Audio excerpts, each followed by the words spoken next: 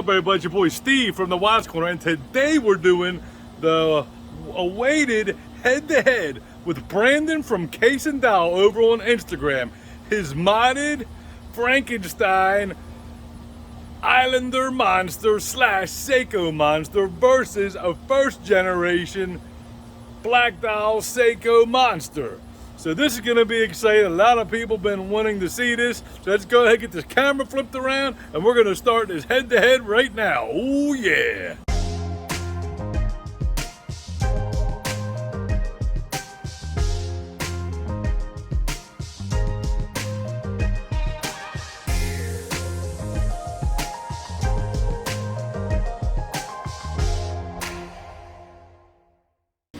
All right, here we go. So we have the Seiko first gen Black Monster SKX779.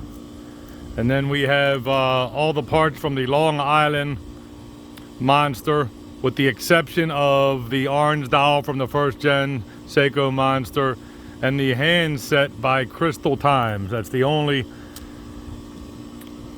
other two things that are not Islander. So we're going to go ahead and start this off. First category is bracelet. Now before I start this, I know, yes, this is a Beads of Rice Strapsco bracelet. I had it put on, but we all know the deal with the Seiko bracelet. So Seiko first gen monster gets a 7. Nice finishing, has a diver extension, but the negatives, a press clasp, and the pin and collar system, the fussy pin and collar system, which nobody likes. It would have been better if they could have somehow changed the bracelet and put it in the middle like they did the Seiko Samurai, but they didn't, and it's a pain in the rear end. Now, the Seiko Islander mod gets a 10. It has screw pins, easy sizing, milled clasp, heavier.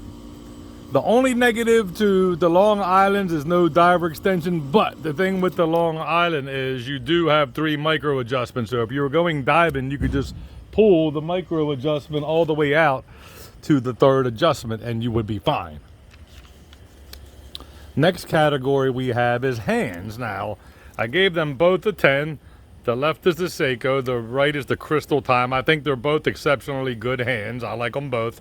I scored them both a 10. They're very good hands. We have a tie there.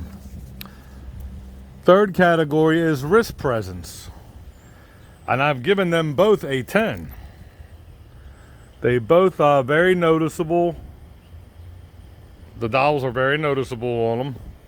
Crazy loom on both of them, we know.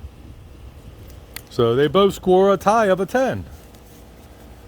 And the next category we have is the movement. So first off, we have the first gen Seiko Monster. It has a 7S26. I'm scoring that a 7. It is a workhorse movement for all the older models, but there's no hacking or hand winding, which I don't really mind that, but I still had to score them. I don't mind shaking it, and you can hack it if you hold pressure back on the stem. Then we go to the Seiko Islander mod, which gets a 10. It has the NH36 movement, hacking and hand winding. So yeah, definitely that one's going to score higher. And then we have the crown, which I gave this one a 9, the standard first gen crown. It's easy to grip. I gave the Seiko Islander Monster mod a 10. It's easy to grip. I just like it. I just like the look of it slightly better. They both work good. Then we have the Crystal. Okay. So this is the Seiko's proprietary Hardlex.